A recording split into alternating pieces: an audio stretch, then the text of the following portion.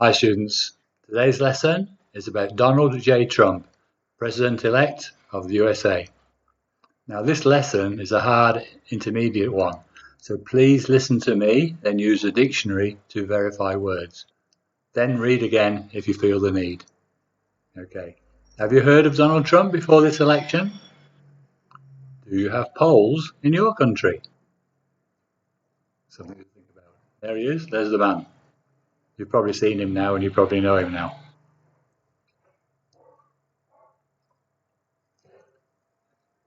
Donald J. Trump is an American businessman and now a politician who is President-elect of the United States. He was born June the 14th, 1946, making him 70 years old. He was born in Queens, New York City, New York, USA, and a candidate for the President of the United States. His party is the Republican Party, and his running mate, Mike Pence. Donald J. Trump was elected the 45th President of the United States on Tuesday, January the 8th, 2016, in a stunning culmination of an explosive, populist and polarizing campaign that took relentless aim at the institutions and long-held ideals of the American democracy. The surprise outcome, defying late polls that showed Hillary Clinton with a modest but persistent edge, threatened convulsions throughout the country and the world.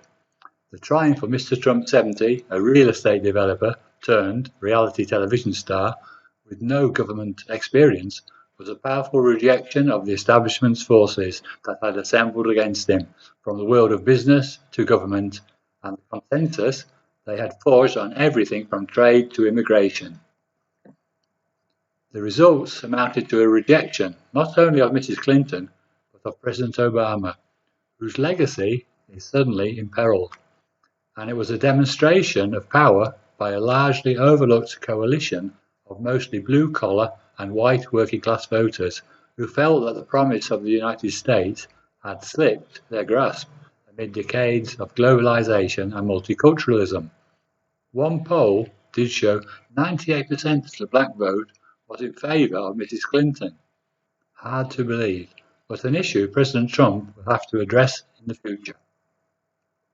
Contrary to his campaign speeches, in his victory speech, he had warm words for Mrs. Clinton, saying warm words about how she was owed a major debt of gratitude for her service to our country, very different from his suggestion that she should be in jail.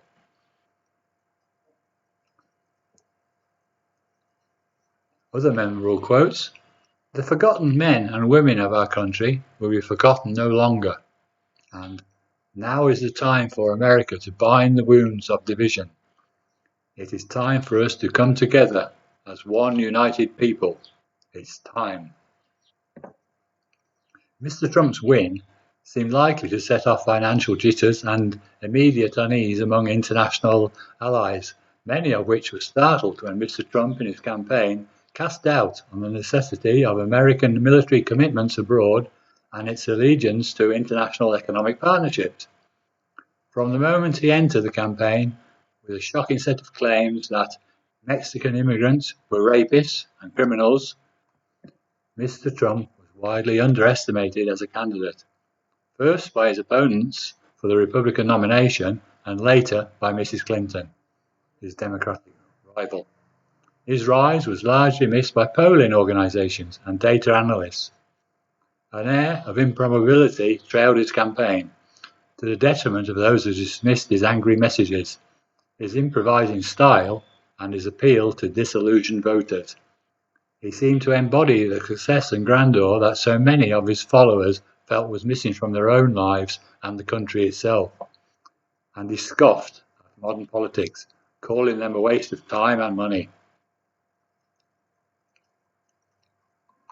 Mr. Trump's dozens of business entanglements, many in foreign countries, will follow him into the Oval Office, raising questions about potential conflicts of interest. But the vast majority of the American electorate voted him in power to steer their country into prosperity he has created in his own career. He is set to take the oath of office on January the 20th, 2017. He will be President number 45. Stop press. 11. this year, 16, American shares the highest they have been for 9 months, showing faith in a businessman as a leader rather than an ineffective politician. Okay, if you want to, read that all again before you go into vocabulary. But I hope you look in the dictionary for any words you don't know. Okay, here's the vocabulary now. As usual, match the words on the left with the phrase on the right. Number 1, election. Number 2, businessman. Number 3, politician. Number 4, stunning. Number 5, culmination. Number 6, campaign. Number 7, real estate. Number 8, establishment. Number 9, coalition. Number 10, jitters. Number 11, scoffed. Number 12, grandeur. Now just match those up, obviously with the correct one. A, outstanding, staggering. B, impressive luxury. C, nervous reaction. D, building retail. E, planned actions. F, company owner. G, voting time. H, mocked, belittled. I, government worker. J, organization. K, group. L, end result. Okay, take your time on that. Now we go on to vocal comprehension. Listen carefully. I will ask you 6 questions. Number 1, is Donald Trump a famous politician? Number 2, is his wife Hillary Clinton? Number 3, what do you think the phrase warm words means? Number 4, is he a successful businessman? Number 5, do you think he will invest in his military to help foreign countries?